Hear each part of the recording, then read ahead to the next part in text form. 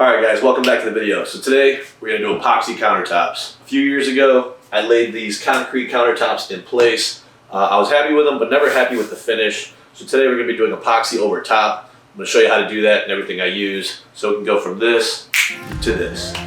Stay tuned. All the products I'm using today in this video are purchased off Amazon. The list is down below. There's a lot of companies that will group these products together and charge you a bit more so that they do all the work for you. If you buy these individually, you can save quite a bit more. So, to start out, we're using the Total Boat Epoxy, Part A and Part B. This will be your epoxy substrate. The epoxy white undercoat. I purchased the stone coat, but I think any epoxy primer will work. Alright, so you got the black and white pigment. This is a liquid pigment, where this is I guess like a powder, like a metallic white powder that I'll be mixing into the base coat. I'll show you how this is going to go down. We're going to end up doing what's called a dirty pour. Instead of rolling and kind of like artistically brushing out the veins, it'll be in a kind of like a full pour. I'll explain that when we get to it. So like I said, all these can be purchased off Amazon. I think I spent maybe $150, $160 on everything. That should be everything to do the whole countertop. So yeah, let's get to it. All right, so the first step in this process is ensuring that the rear of the countertops where the backsplash will be laid is completely sealed in. You don't want any gaps. Even any pinhole gaps will bleed the epoxy through and you'll end up with a big epoxy mess on your floor. We didn't want to do that. So just take some paintable caulk and fill in this rear section. I had a pretty good gap, I'd say about like 1/8 of an inch all the way around. So I filled that in already.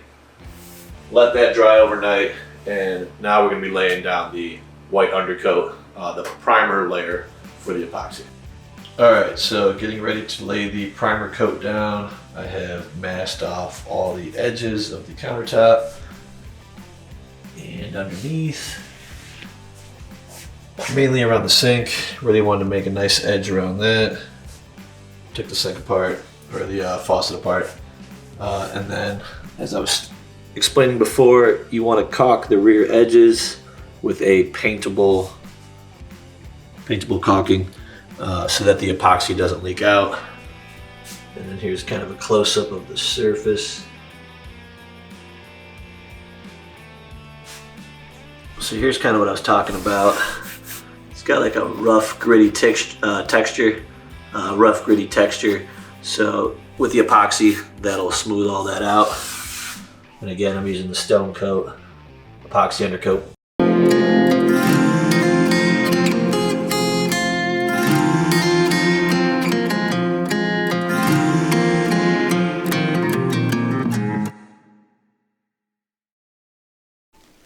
Alright, so the primer is laid down. I did 3 good coats. I've got that little piece there. So the profile of my counter has a little bit of kind of a texture to it, it was made out of concrete originally, so I don't mind the texture. I kind of like the look of it, so that'll stay. I ended up masking off the sink to protect it from all the epoxy pouring in. Removed the faucet, plugged the hole.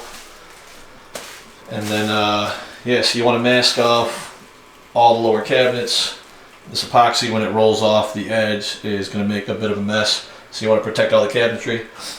Next, I'll be forming a kind of like a retention wall all around the edge of the profile with, I think it's Gorilla Tape, just to kind of keep it in. And then as the epoxy settles and hardens, after about 45 minutes to an hour, we'll pull that tape back and let it drip down the face of the profile. So I'm going to do that next.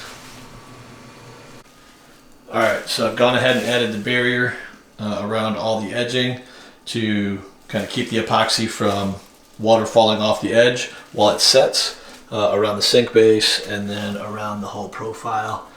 I used the duct tape, so we'll see how that works out for me. I just thought masking tape was too flimsy and would leak and would fail. So hopefully it's not too abrasive, but we'll see how it goes.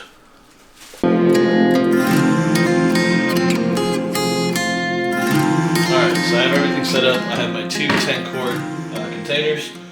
1 part A, part B, and then I'll mix the white powder in part A, dump that into the hardener, mix it up thoroughly, and then pour it out into these smaller 2.5 quart containers.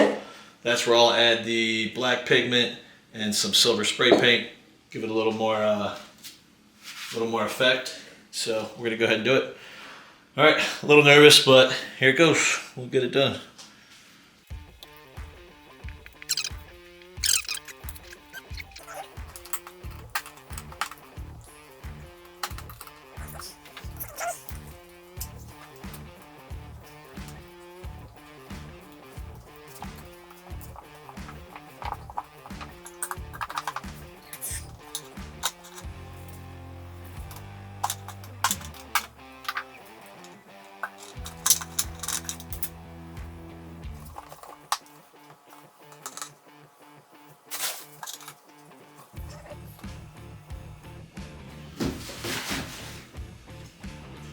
All right, so far so good. You got the part A, part B.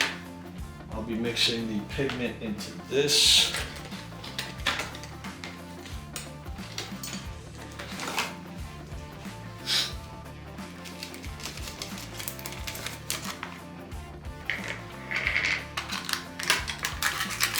Not really sure how much I need, so we'll kind of.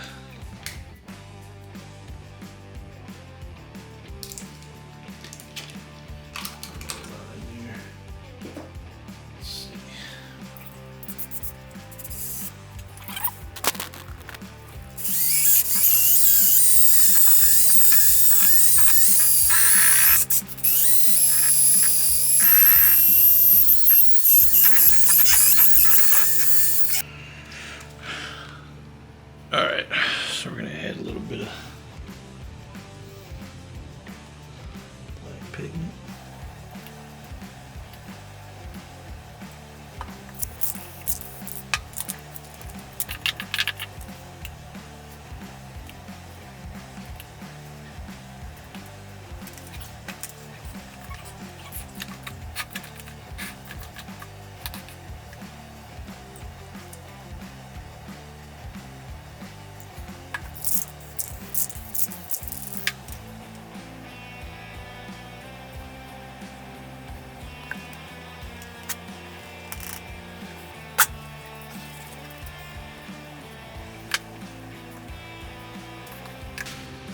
All right, so they say to kind of pour in a diagonal direction, keeping it organic, and you want to spread this out throughout the whole section. You don't want to focus on one.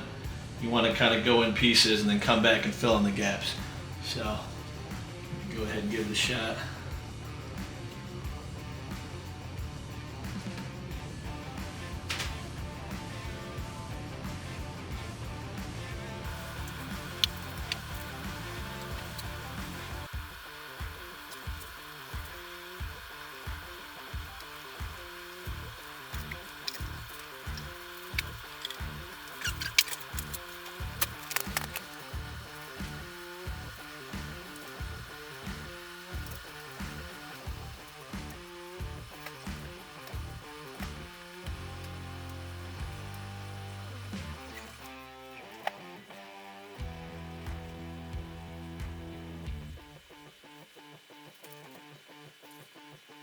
All right, I'll be honest with you guys.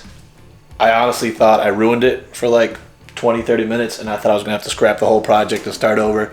But this medium is really forgiving. With a little bit of spray paint and a little bit of isopropyl alcohol, you can kind of rework bits of it. So initially, this part here turned out really good. It was lighter, pretty much the color I was going for. Then that back corner and this section got really, really dark, which I was not a fan of because it just didn't flow well. So then I hit it with a little bit of some white spray paint, hit it with some isopropyl, and I think I was able to salvage the job. This one turned out pretty nice. It's got some nice marbling. And then this section here is still kind of dissipating. It's got some cells that form because of the isopropyl. So I'm gonna see how that turns out. Letting all the edges drip, and then every 15 or 20 minutes I'm gonna go through and hit it with a brush to kind of get the big drips out of the way. But overall, really happy with it. We'll see how it turns out in the morning because every few minutes it changes. So yeah, here's the midway point.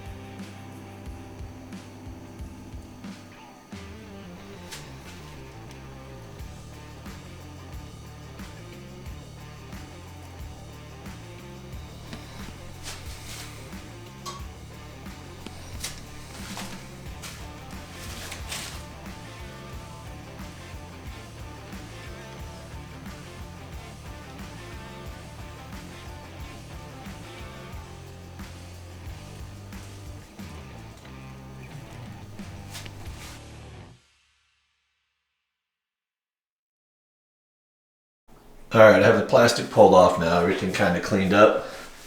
I kind of go over the day-and-a-half cure period, see where everything's settled. Really happy with how this turned out. This here is probably my favorite piece, it's probably the most natural looking. Definitely a steep learning curve. If I were to do this again, I definitely know what to do and not to do. The epoxy settled a bit quicker than I'd expected, so it got thicker and not as watery, so it couldn't level itself as well. But overall, I think I salvaged it. It's got a really nice hard surface and a lot of gloss. Probably can't see it on camera, but it's super glossy in person. Really flat, leveled out, super nice.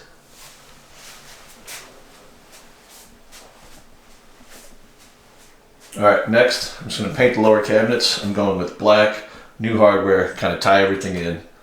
So that'll be next.